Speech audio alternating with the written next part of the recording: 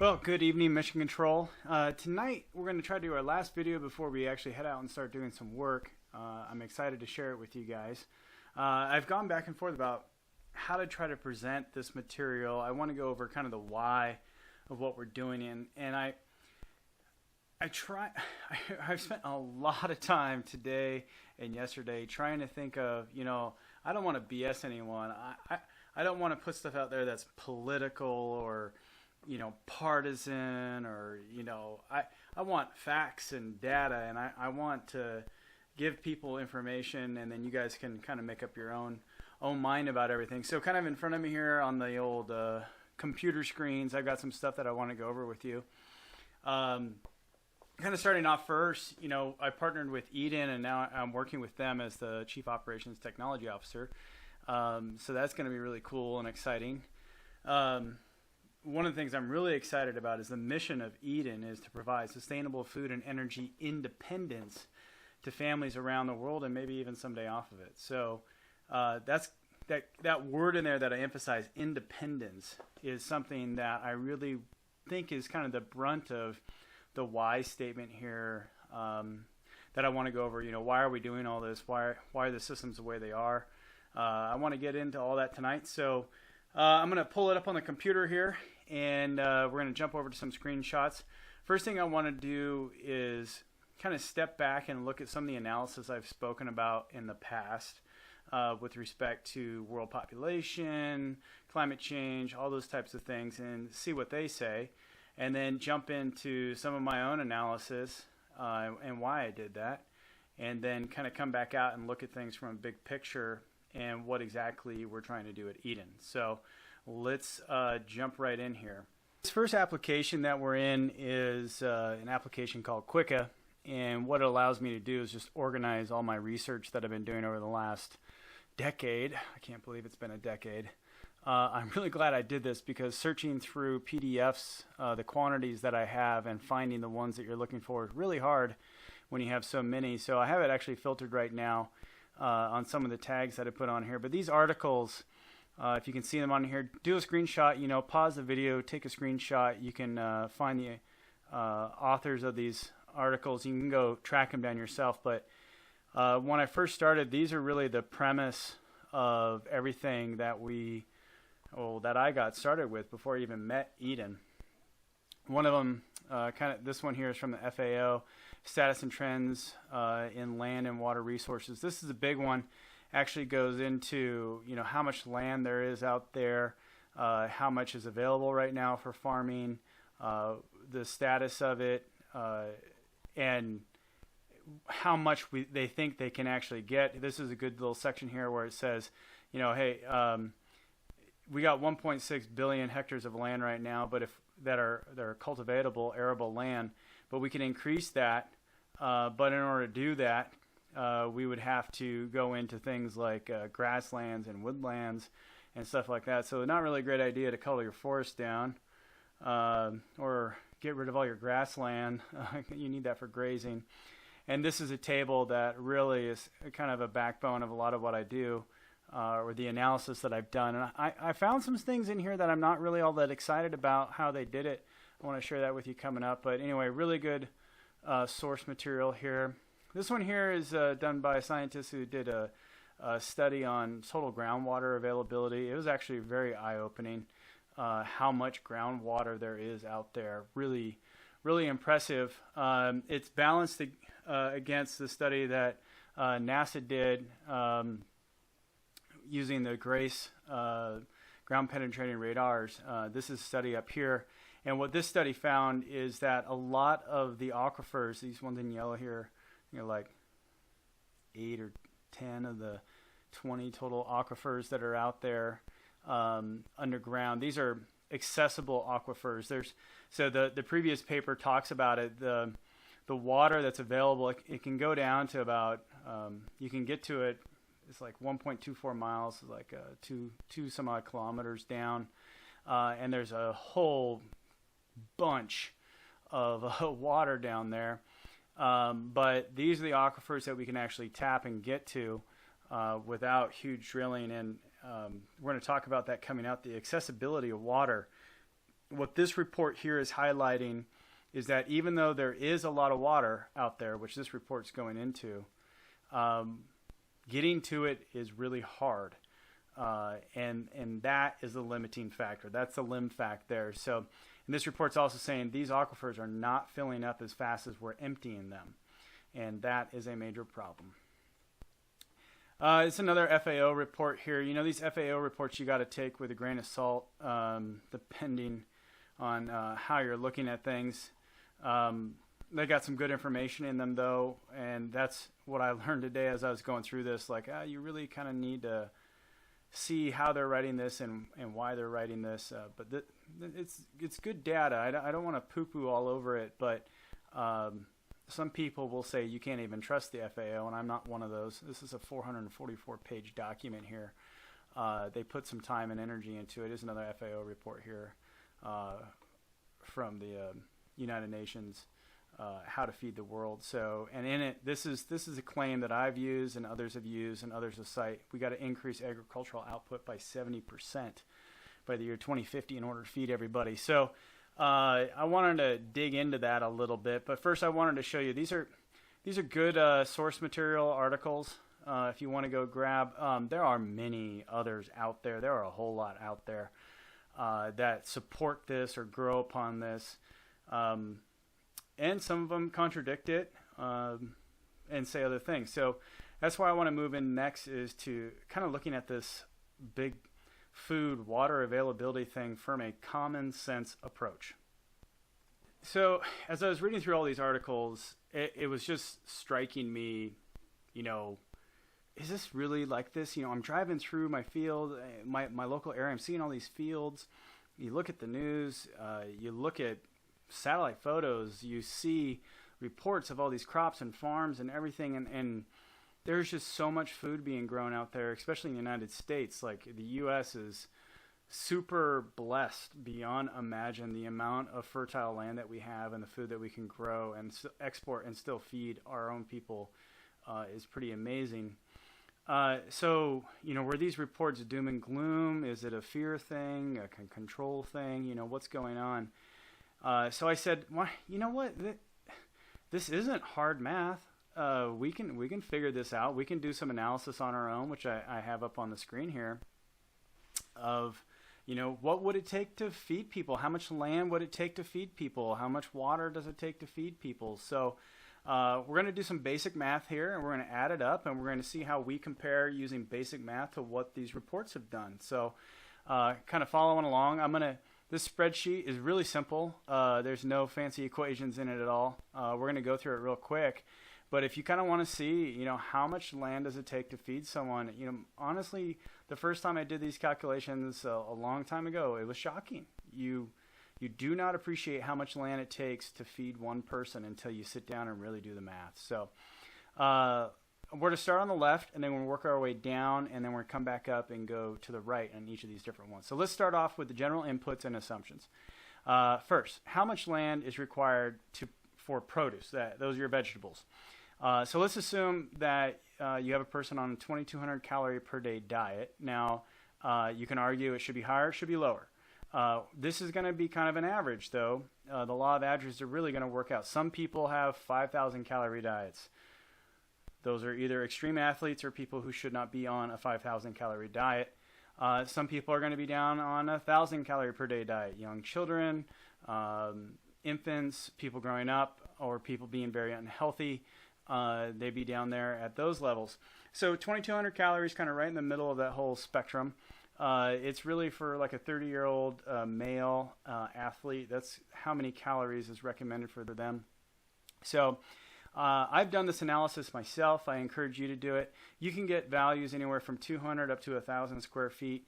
The numbers that I've done, and the reason why you get that variation is it really depends on what you're trying to grow and what you want to eat. So what I did is I created a series of what I call design reference diets, where I choose a whole bunch of different foods that I want to grow. You figure out their total square footage, how long it takes for them to grow, to mature, how much space they require for each plant, how close you can pack them in, how tall they're going to get. There's a whole bunch of different variables. I've created a whole program a whole model using Cameo Systems Modeler to model all that for all these different vegetable types. And the answer that I keep coming up with is 640 square feet per person if you have a 2,200 calorie per day diet. And that's if you go out there every day and you're grabbing food, right? Because you have to plan for succession planning. You're not going to do a big batch harvest. You're going to go out there every day and get food. So you got to have enough food for your little things to grow into big things, and then go harvest, and then come the next day harvest, and everything just keeps growing. So 640 square feet, but that's growing all year round. So the next number is, well, if you're growing outside, you only have 6 months to do that, really. So let's double that, because you got to get all your food for the summer and for while you're doing it, and for the winter. So you need to have 1,280 square feet per person to get all your food for a whole year in the span of 6 months. And that's a diversified amount of food. That's a whole bunch of different things, not just lettuce and potatoes and onions and carrots. So I could probably live off that for a while. Maybe. All right.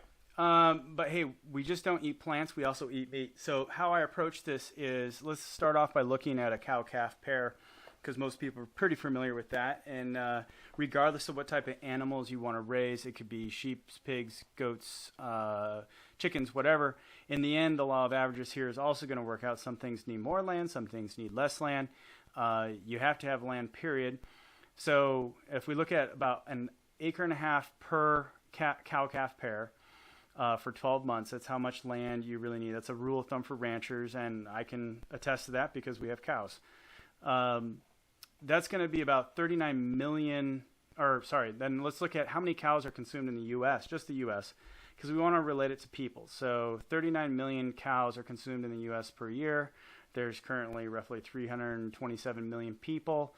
That results in about, an eighth of a cow per person is being consumed. Now, of course, that's not all going to a single person, and some of it's getting exported and all those things. But again, the law of averages here works out. In fact, I've looked at this another way. Let's kind of scroll down here. Down here, a cow on the hook, so after they've been deboned and everything, is roughly 720 pounds. So that's 720 pounds of meat that you get from a single cow. If you look at someone like myself, I weigh 209 pounds, 209.5 as of this morning. I need to eat 122 grams of protein, assuming that's coming mostly from meat. Let's just say it's all coming from meat. That's 0.87 pounds of meat eaten per day. Again, some meats have higher protein, some meats have lower, law of averages. That means I need to have 317.55 pounds of meat per year. And then that's roughly 44.1% of that 720. So if we call a single cow 1 unit of meat and kind of abstract out of it and say, well, I need to have 317.55 pounds of meat per year, and you're abstracting, you're saying, well, that could be chicken, that could be pigs, it could be goats, it could be sheep, fish, cows, whatever. What I'm going to say is that the amount of land that it takes to grow that 1 unit of meat, even if it's a diversified set of meat, is going to be equal to or equivalent to that which it takes to grow a single cow, or a cow-calf pair, which is at 1.5 acres. So keep following along with me. Pause, think about it if you need to.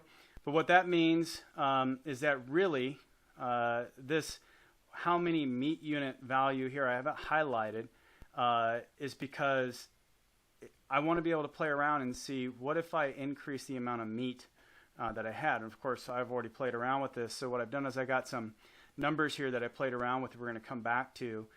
Really, for me, I should be setting this value to 0.44 meat units, which is, this 44.10% right here, 317 pounds of meat per year that I need to be eating.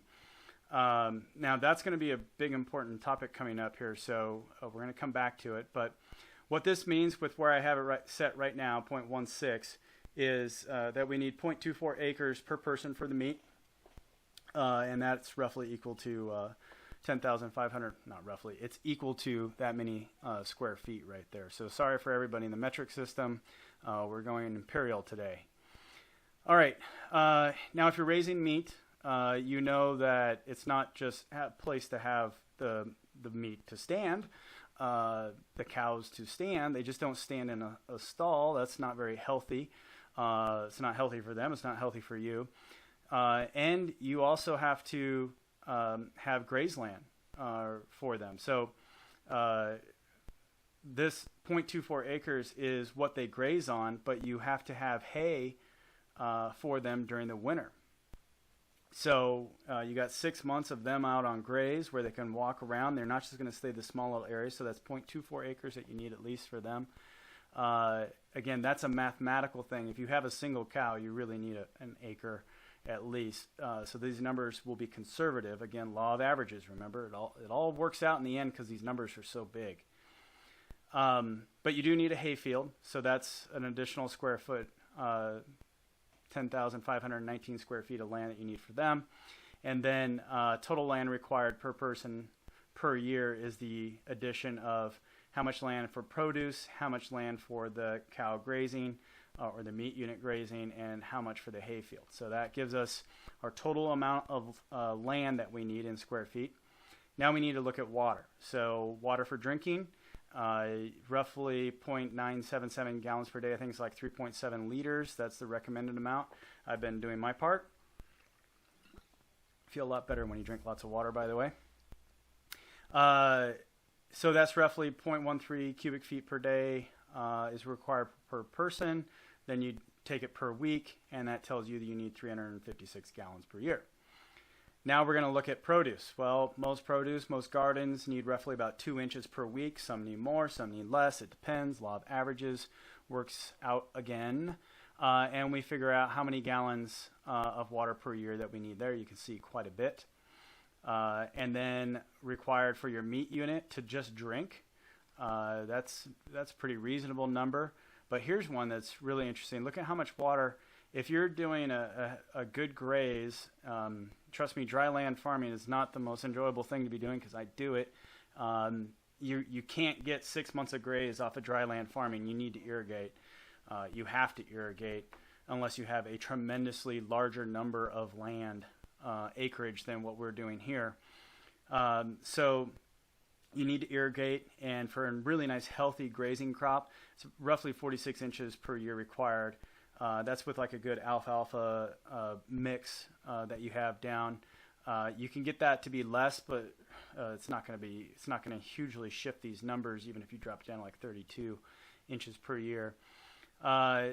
So you see that number right there, 600,000 gallons of water per year just for your graze land, and then you have that exact same amount again for your hay. So wow, a lot of water there just for your meat unit food, just for what they eat.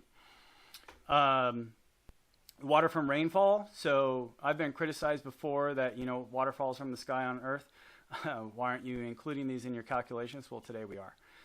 So global average rainfall is 39 inches per year. In my location, it's 35, and I live in essentially like a mid high level desert arid chunk of land here. We're off the side of a mountain range, so we're protected from rain. In the summer, it's blazing hot.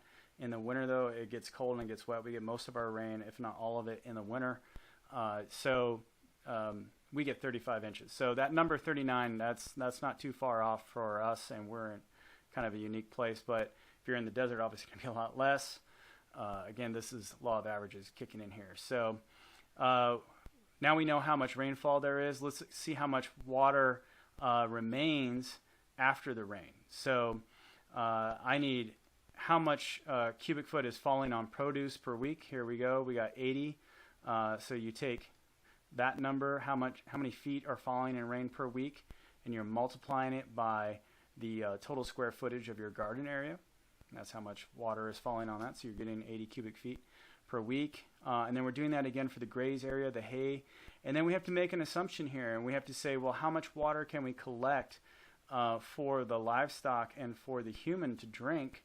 And what I've done is I've said on your area that you require, 600 square feet of it are going to be dedicated to rainwater capture. Now that's the size of a small studio apartment, so it's not a horrible assumption to say that there's going to be something like that. That's 20 by 30 area that needs to capture rain somehow. But that's going to probably not be the world's most efficient process. So we're going to say 50% of it is lost. It either evaporates, it hits, it's hot, and it evaporates. Maybe it falls on metal, and then it evaporates after that. So let's say 50%. Maybe there's a leak in the pipe or whatever. That means we're capturing about 20 cubic feet per week. That's available for the meat unit and the human unit to consume. So then we do the deltas, okay, well, we know how much we need because we did that. Now let's subtract how much there is. And what this says is that we need to have 14,442 gallons of water from an alternative source other than rain every week. So that's groundwater, surface water coming from somewhere that we need to have. So now what we've done is we've compensated for water. And we know how much we need after the rain every year per person. So now what we've done in these this first row or first column set here is we've figured out how much land and how much water is needed per person to grow their basic food requirements every year. So now what we're going to do, my analysis on this, we're going to look at what other people have done next in those reports that I showed you. I'm going to take the current population. In the year 2020, we're roughly at 7.5 billion people. And by the year 2050, the big number that keeps showing up, we're going to get up to 9.5 billion. So if you look at, if you multiply the population, which is the quantity of people, by how much land is needed, let's see here, try to highlight that for you. So here's how much land is needed per person. And then we'll just convert that to hectares since it's such a large number. That's 1.6 billion hectares of land that's needed in 2020 if we're eating 0.16 units of meat, which I think is very low. Again, the calculated value that this should be is 0.44. But if you're at 0.161 actually, you end up coming up with this number. And that number is important because over here, according to all the FAO reports, there's roughly 1.6 billion hectares of land available right now today for agriculture. So that makes sense because not everybody eats a lot of meat. In developing countries, they don't eat a lot of meat because they can't afford it. Other places like the U.S., we eat a lot more meat. So that passes my sniff test. So let's do the same thing for 2050. We know how many people there are going to be, and we know how much land, because the diet should be the same. Why do I need to eat more? Just because it's 2050. In fact, as I get older, I'll probably eat less. Some people have to eat more, but anyway. So that ends up being 2.02 billion hectares of land that's needed by the year 2050. And if we look at how much land is available, above the 1.6 billion from the FAO reports. I'm a little more conservative than they are. They said let's take all the grass and wildlands and or woodlands and let's convert them. That's not forests. That's your kind of like your protected wooded areas where you go hunting and your grasslands where you do grazing. And they're saying let's convert all that to arable land, and that's roughly 4.4 billion hectares. I'm taking 50% of that, so 2.25 billion hectares, because I think it'd be crazy to cut into all that. It's just me.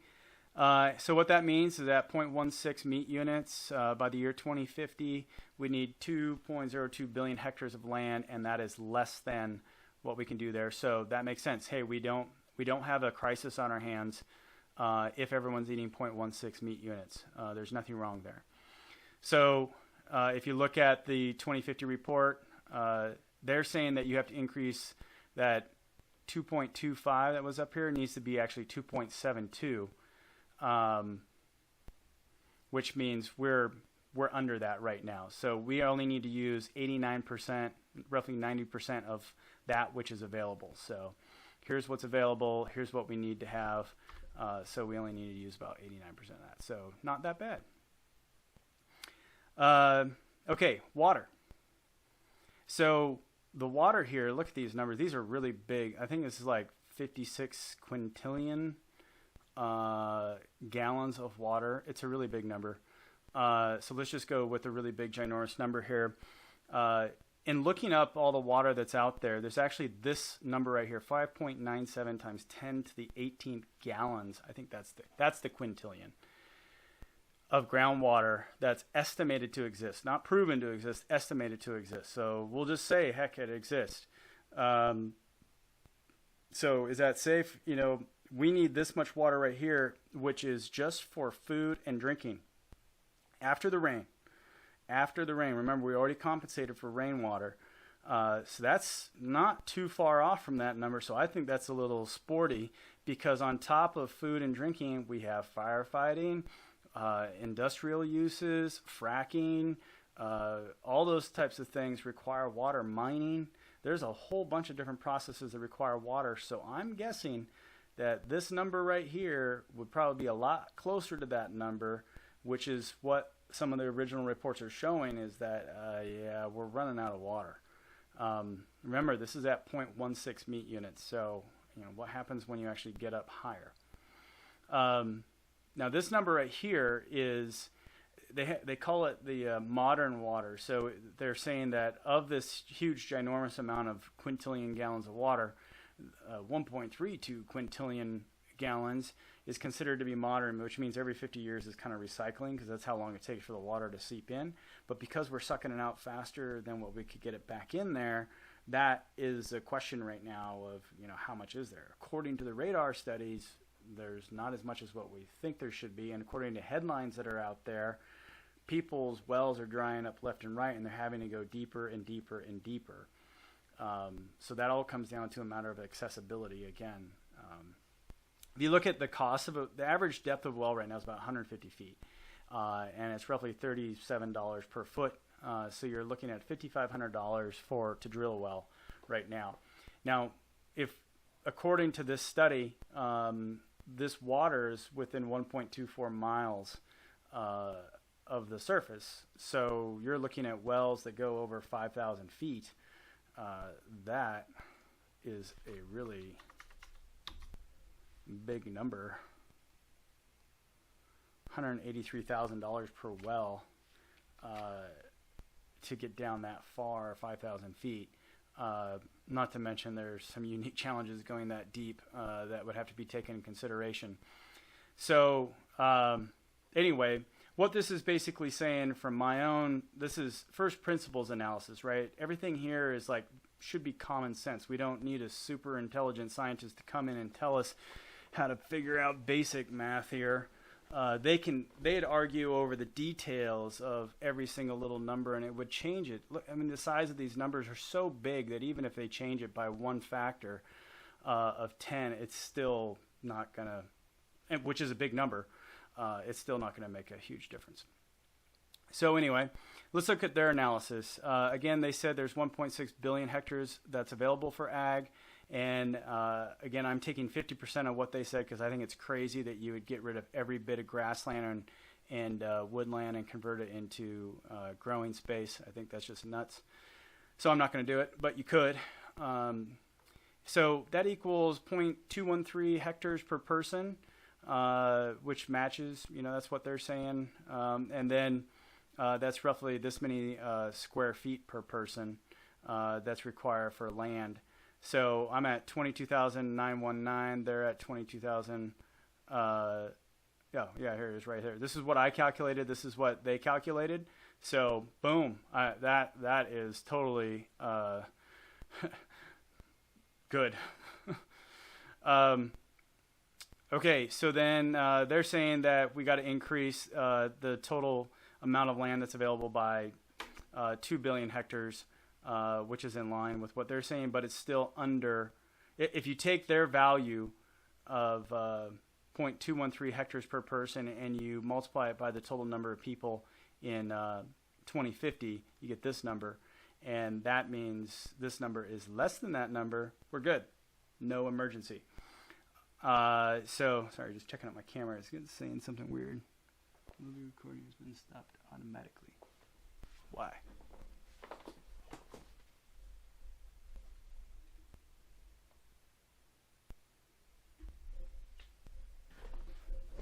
All right, so that's how much total land would be needed right here, and that number is less than the total available, even with the 50% reduction, which means no emergency, life is good. We're only using 90% of that which is available, but that assumes a 0.16 meat unit. So let's bump this thing up to 0.18. Uh-oh, we got something happen here. So if people were eating 0.18 meat units right now today, we would not have enough land to feed everybody. That makes sense because we're not feeding everybody globally.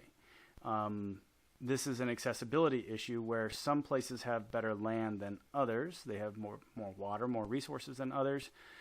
So they're able to eat more than others, and others are not eating as much. So I think that passes my sniff test here. And then we look at 2050. And we're saying, okay, 2.24 billion, that is just under the 2.25 billion. We're using 99.64% of the total land that's available. So at 0.18, that is the last number. If we went to 0.181, we're now short. We're running out of land. We've gone over. So that 0.18 is the amount of meat units, again, as measured against the cow. That's the definition of it in this analysis, that a person can eat per year. So what would that be? 0.18 equals 0.18 times, that's 57 pounds of meat per year. That is, I could do that in like 4 weeks because I love steak. So that's ridiculously low.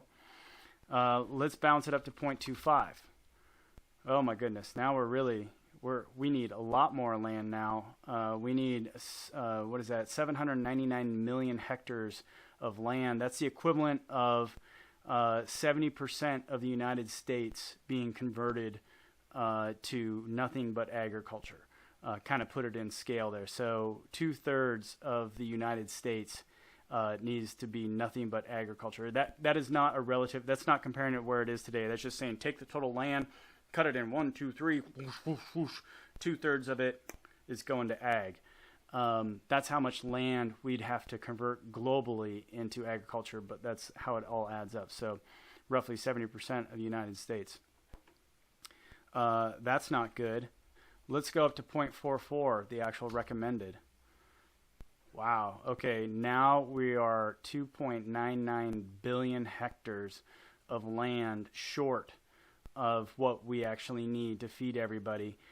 This is the equivalent of a little more than one entire United States worth of land. That's also the equivalent size of Canada that needs to be converted to nothing but agriculture above what we have today in order to feed everybody based on this meat number. Look, what if we went to 0.5 units here? That is now saying 3.68 billion hectares. Wow. So let's go back down to 0.44. Remember that report that said we need roughly 70% more land? Well, let's drop this back down to 2.5. There's that 70% right there. So probably in their report, they've looked at all these different things, I'd assume, because they have a lot more money and people and time than I have to do this first principles analysis. At least they better have done a better job than I did. And they came up with 70%, and sure enough, I can come up with 70% too using common sense people stuff and saying, all right, if I'm eating 0.25, so what is that? 0.25 times that. That's 80 pounds of meat per year. Oh my goodness gracious, I can totally do that. That's not a lot, but again, the law of averages, some people eat a lot of meat, some people eat less, so that's on the average. We're still short a lot. So that's not good.